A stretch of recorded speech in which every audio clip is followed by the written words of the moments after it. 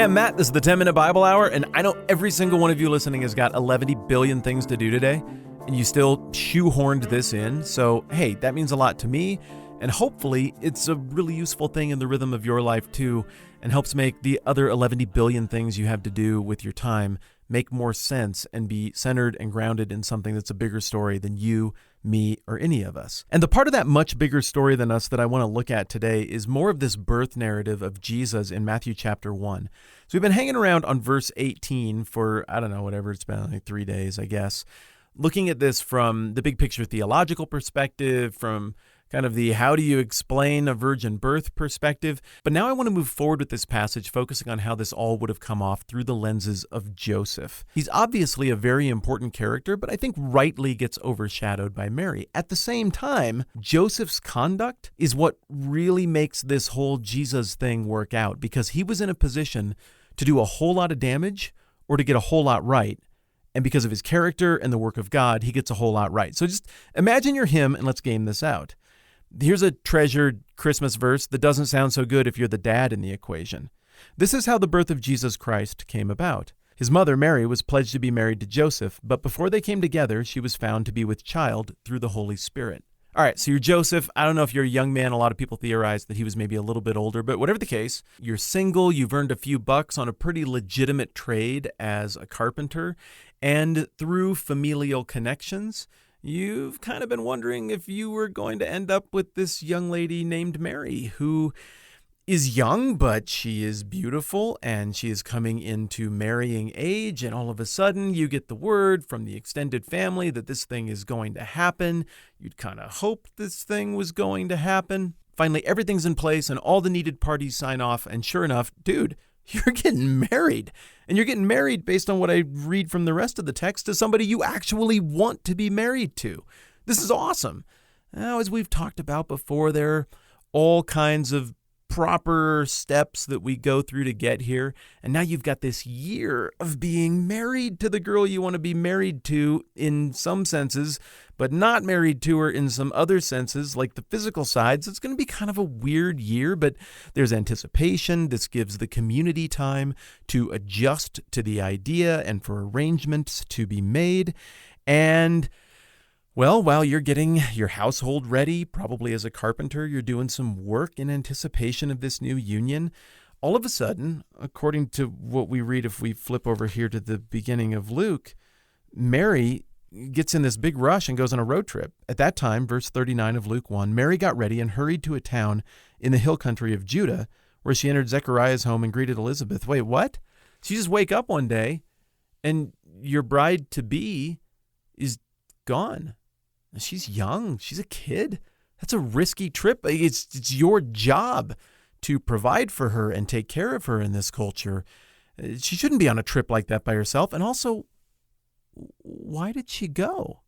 Back over in Luke chapter 1, verse 56, it says, Mary stayed with Elizabeth for about 3 months and then returned home. Well, a lot happens in 3 months. One of the things that happens is that's 90 days for your brain as a dude to just go berserk, wondering what the heck is actually happening here. Have you ever been in a relationship where things were on tenuous ground? Or you remember early in your relationship, if you're a guy, or heck, ladies too, and when the communication wasn't there and that silence would make you paranoid and wonder if everything was okay or not okay, or what are they thinking? Now imagine that for 3 months in this situation, gone with no explanation. Is she ever even coming back? Did she die on the road?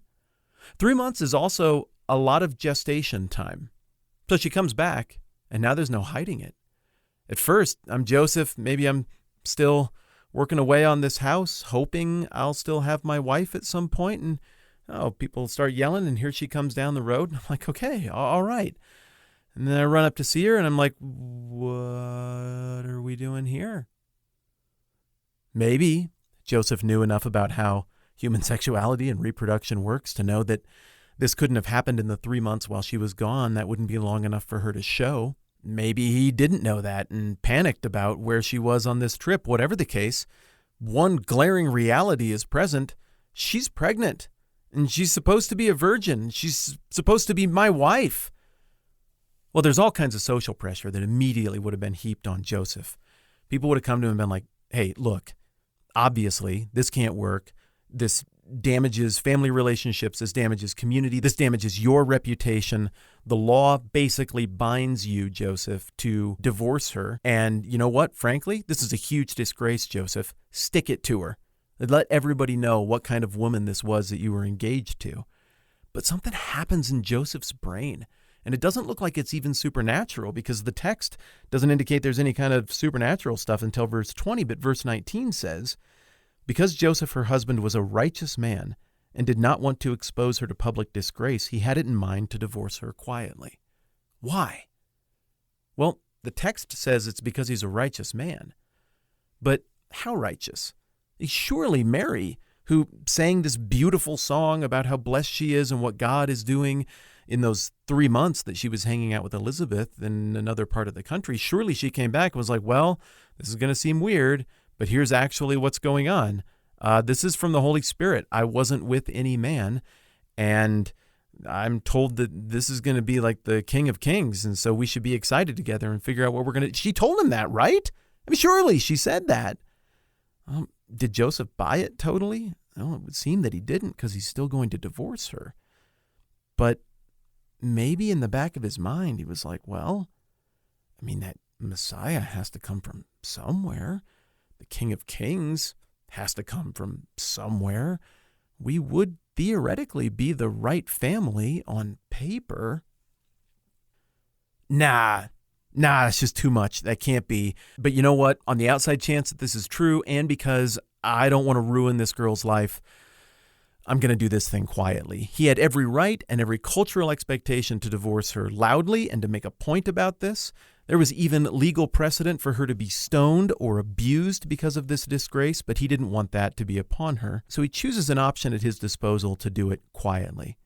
But after he'd considered this, an angel of the Lord appeared to him in a dream and said, Joseph, son of David, don't be afraid to take Mary home as your wife, because what is conceived in her is from the Holy Spirit. She'll give birth to a son, and you're to give him the name Jesus, because he will save his people from their sins. All this took place to fulfill what the Lord had said through the prophet. The virgin will be with child and will give birth to a son, and they will call him Emmanuel, which means God with us, which is right from, again, Isaiah 7 that we looked at the other day. So Joseph, after wrestling emotionally with all of this stuff, realizing now I don't get to get married, will I ever get married, and whose kid was that, and what's going to happen to her, and I still care about her, clearly he does, all of a sudden, this thing happens. Now look, I don't know what to make of a dream. I've had some very vivid dreams. I've had one crazy dream that I remember that I maybe thought had supernatural overtones, but very little has ever happened to me in a dream that would be so compelling that I would dramatically alter the course of my life. But Joseph experienced something here that is beyond your, the weirdest thing, I forgot to wear my pants and I was at school and everybody laughed kind of vague recollection dream that we all have from time to time. This shook him. He cast his lot with this dream, with his bride-to-be, and with this little baby who he didn't know, and he couldn't even say absolutely for sure where it was from. He was compelled. So if we have a cheap image in our head of what actually happened here, I think we're missing the point. This profoundly shook him.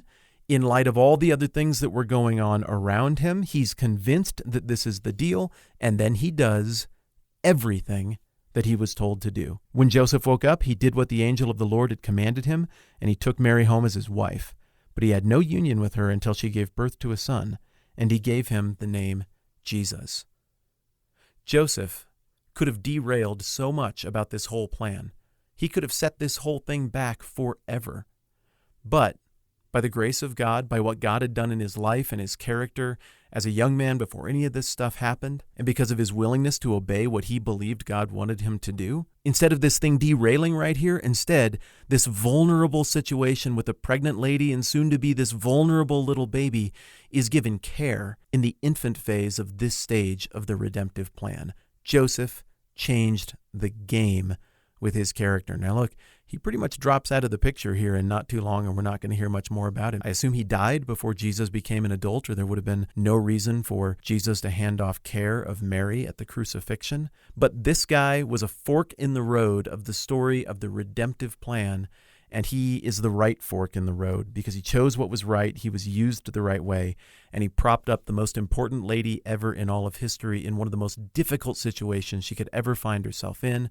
He nurtured young Jesus, he fathered young Jesus in every sense other than physically, and lent his credibility to a situation that needed that at this exact vulnerable moment.